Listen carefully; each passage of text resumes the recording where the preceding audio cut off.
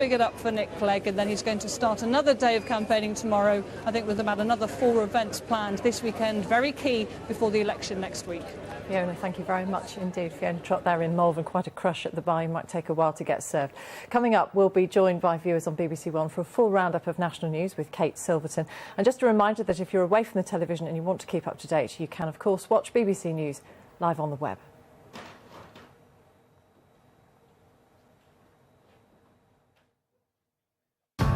From policy promises to publicity stunts, the campaign show is looking at all the election stories in the countdown to the big day.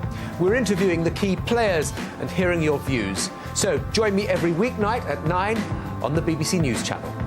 The election on the BBC, making it clear.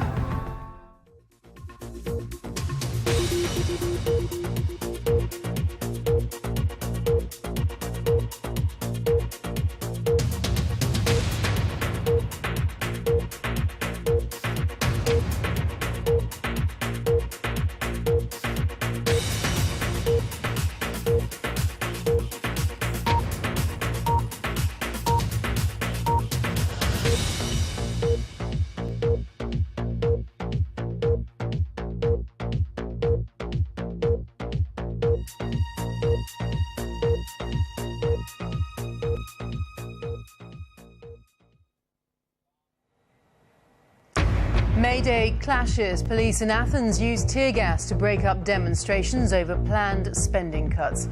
The crowd tried to storm the finance ministry. Hotels and banks have also been attacked. Here, the last weekend of campaigning before the general election as the party leaders keep up their fight for votes. And BP says the oil slick in the Gulf of Mexico will need the biggest clean-up operation ever mounted. President Obama will visit tomorrow.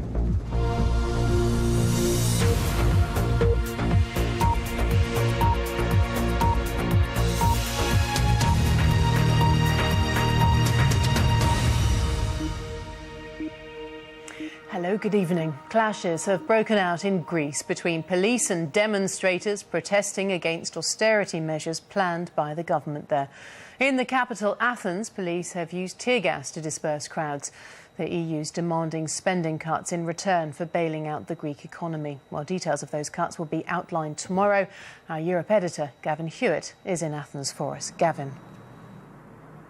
Kate, because of its huge debts, Greece has asked for a bailout. But there is increasing anger and fear here as to the price they'll be asked to pay for that help. And that's spilled out onto the streets here today. The Finance Ministry in Athens and a prime target for protesters today. This is where the terms of a bailout for Greece are being worked out. But the crowds fear the price of any financial rescue will be severe spending cuts. The traditional May Day demonstrations were dominated by the expectation that tomorrow the government will announce that in return for a £100 billion loan, allowances will have to be scrapped, wages frozen and pensions cut back.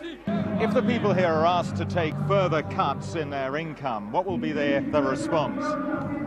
We will fight for the opposite, because we are not responsible. We, the people, are not responsible for this situation. The politicians are.